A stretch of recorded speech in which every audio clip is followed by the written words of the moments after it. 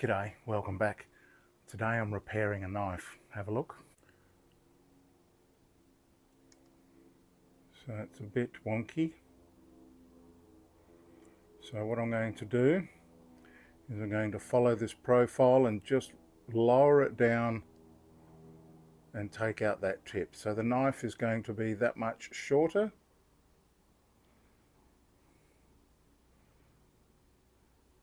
And then I'll give it a sharpen. Ferrule's a bit loose. Might need some super glue or something there, and while I'm at it I might wax that handle so that it oil it up so that it can look and feel great and not be super absorbent with the water. Water should just bead off. So this is a beautiful thin knife and should come up great.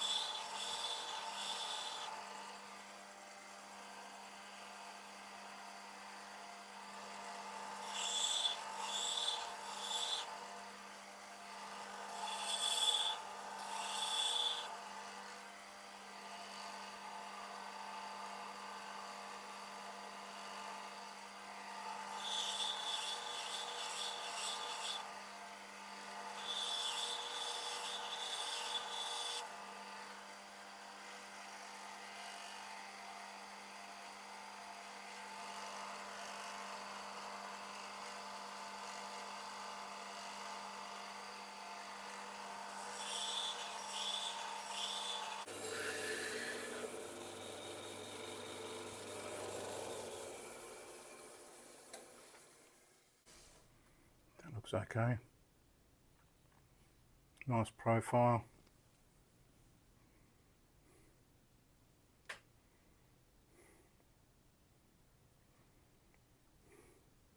You can tell by the reflection that there's no crookedness left there. Oh, that's good, but this edge is a little bit sharp, so I'm going to take it over to the 1x30 and some of the finer belts and just put a nice radius on there so that it matches this. Not too radius, because this has got an abrupt edge, but yeah, I might see if I can maybe put a few drops of super glue on there to keep that down.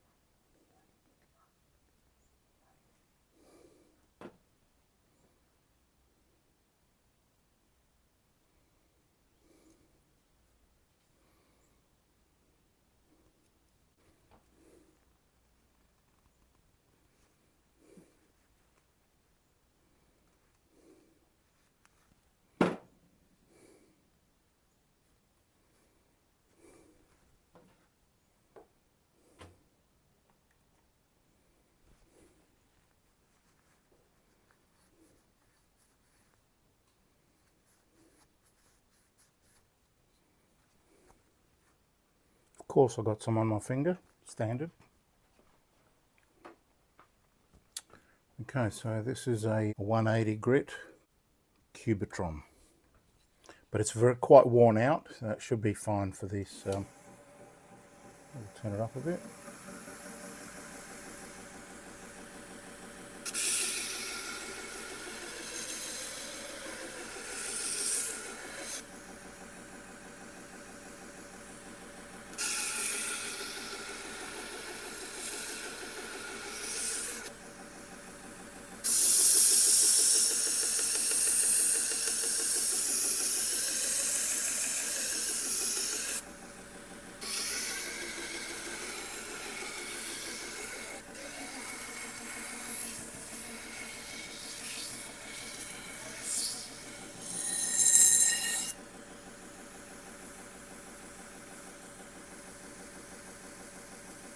That feels very similar.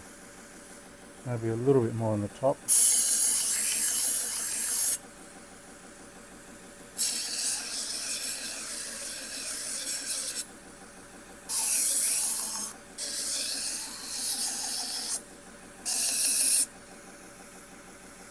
Okay. And while I'm at it, might give it something a little bit finer, which is a A30 Trizac. That'll put some shine on it.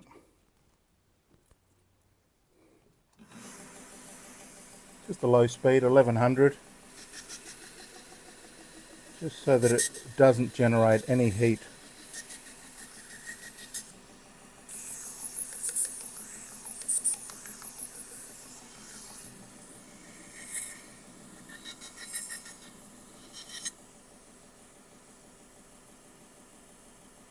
That's looking beautiful. But while I'm there, I might try some 2500 A6.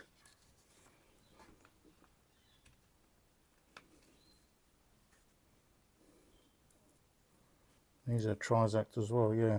Trizac, for those who don't know, the difference between Trizac and normal grit is that Trizac is exact computer generated grid of grit. It's exact and perfect, whereas the some of the normal papers like that, they put them on there and then they measure them and they take an average, and that's what they call. So it's a bit random when you're just putting normal grit on, whereas with the Trizac it's very accurate. And that's how it was explained to me anyway. I could be wrong.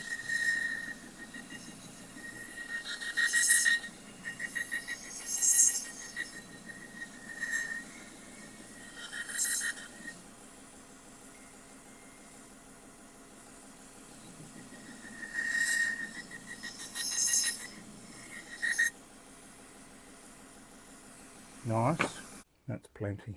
I'll shine that up on the honing wheel and that should come up great. So come over.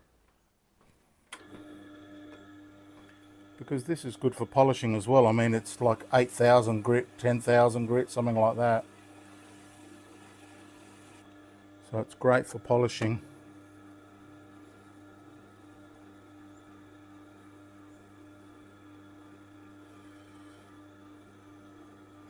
And may as well use what you've got, right? I may not have all the tools that some of the other sharpeners have, but I make do with what I've got. That's very Australian way. You give it a go, and use what you've got. That should be it. Oh, that's beautiful. Have a look at that.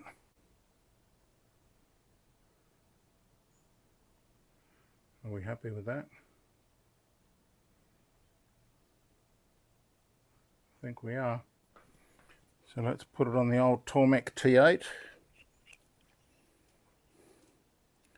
Put it in the knife jig. Of course, I'm using the my own Baz knife jig holder handle. If you want one, you can buy one. They're available at isharpen.shop. So go there. The link is in the description. Now, what angle? Well, there's a bevel on here already. It looks factory, so I'm going to just see what that is, because I do a lot of my Japanese knives at 20 degrees per side, and there are some people who don't always agree that that's the right angle. They say these should be really low, 10, 12. I disagree. The mechanics of the knife is that they're very thin, so that's going to do most of the cutting. All you need there is a separation edge just to get into the meat. So I'll be curious to see what bevel this one already has.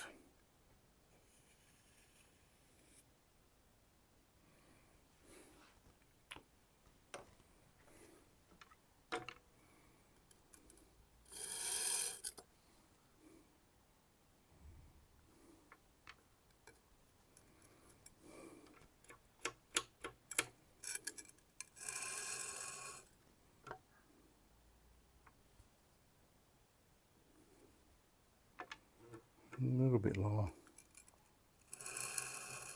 Yeah, that's it. Sounds better. That's the one. So let's see what that angle is.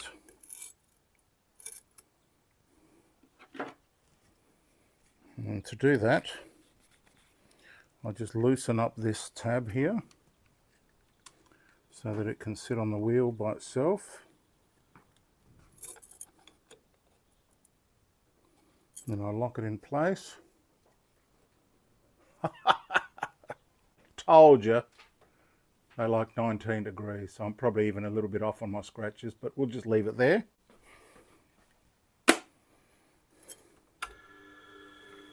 Now, because the edge is in pretty good condition, I'm just going to grade it with the 320 plate, which makes the wheel around about 1000 grit.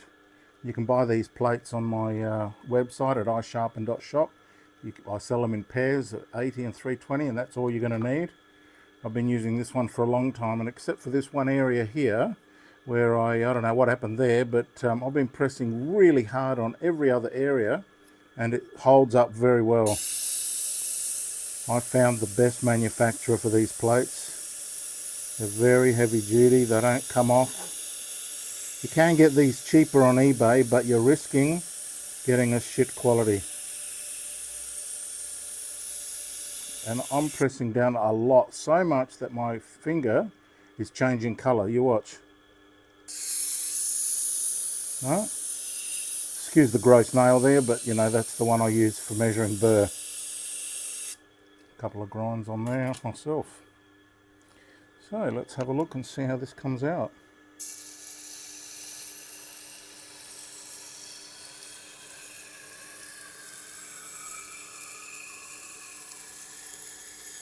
The wheel seems to have a little bit of ovularity, a little bit oval, but that doesn't matter. Oh, that is magnificent.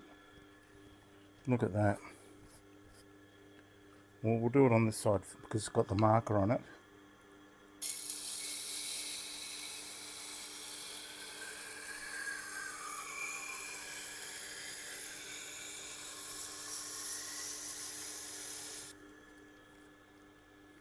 Wow. I just love that. This is so satisfying. Have a look at this. Look at that perfect bevel. And that's just one pass per side. And it looks perfectly matched. It looks correct. It's not too big. It's not too small. Yep. Fig jam.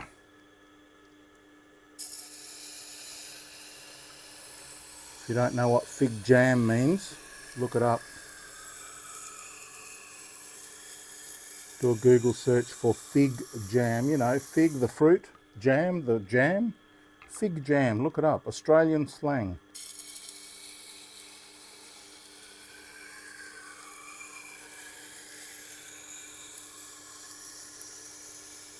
Now, Aussies who are listening, don't kill it for everyone. Let them find it themselves. I have a burr, but before we go too far, I think I might give this an ebony. So this is an ebony stick that I use to smooth the wheel out even more. I just push it up against the wheel and it seems to lower the grains even further. That feels like a 2,000-3,000 grit. Feels so smooth. If you don't believe me, try it yourself. Any wood will do.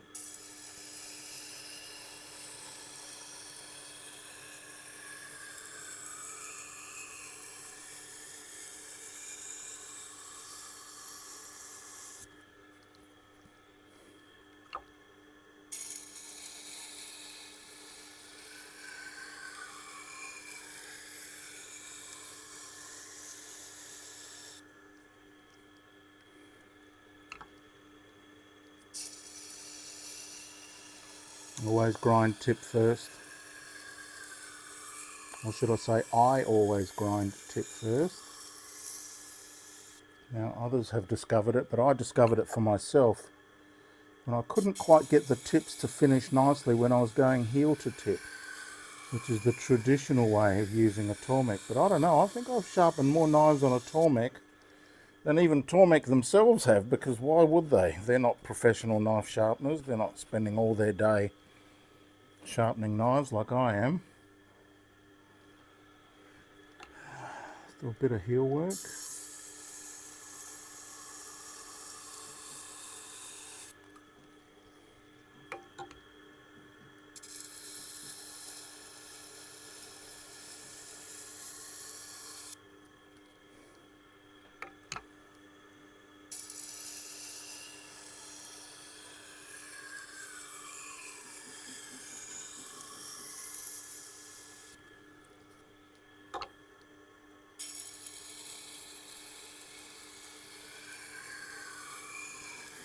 And even if I do say so myself, these jig handles are fantastic. They really control the knife far better than the small handles that these jigs come with.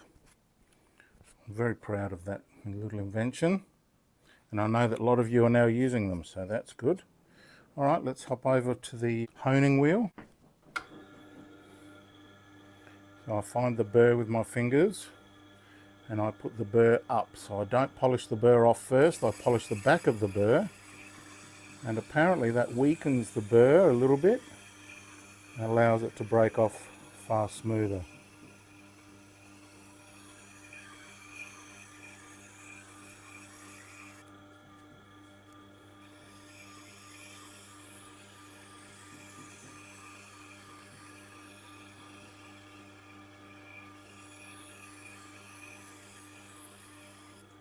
Test it on my fingernail. Oh, that is icy smooth.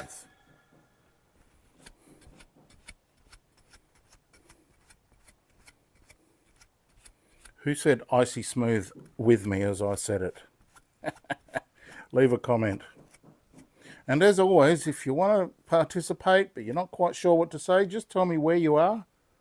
What are you watching this on? Are you on the TV? Are you on a laptop? Your telephone? That's beautiful. All right, so that's done.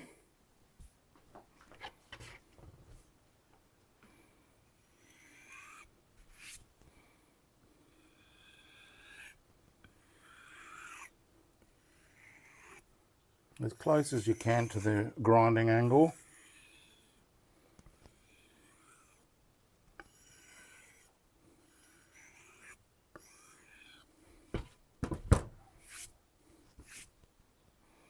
I use the back of the kangaroo tail as well, the inside, the suede, for a finer strop. And if you can't get a hold of a kangaroo strop, try buffalo or horsehide. Horsehide is what they used to use, the barbers used to use. Now, some of you have seen this picture, but I just want to show you something. So genuine horsehide. Right, and you see they used to put embossing on there, right? Isn't that interesting? One of my clients sent me that picture. This is his dad's old barber strop. So I'm thinking, because we can't get the kangaroo tails out to the world, I wonder if I could find some horsehide and figure out a way to emboss. There'll be some sort of a rolling mechanism so that I can roll it through like a sheet metal roller. We'll see. So that's an idea. All right, well that's done. Let's have a look. Will it slice the tally-ho? Tally-ho!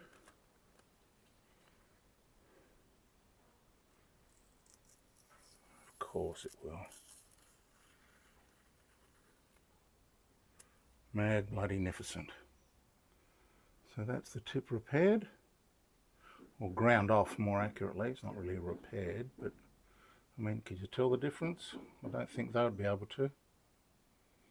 So yeah, I'm very happy with that. Not only that, but I'm happy that you joined me while I did it. Because even though I can't see you, I know you can see me, and it's like we're hanging around. And if you were sitting in the shed over there and just watching and talking, I wouldn't be looking at you all the time either. So I'll just talk to you like you're right here next to me. All right, speaking of right here next to me, where is he? Where is he? There he is. Hello, Mr. Chili. Say hello. Don't want to. You're lying on a concrete bed. All right. Thank you very much for joining me, and I'll see you in the next movie.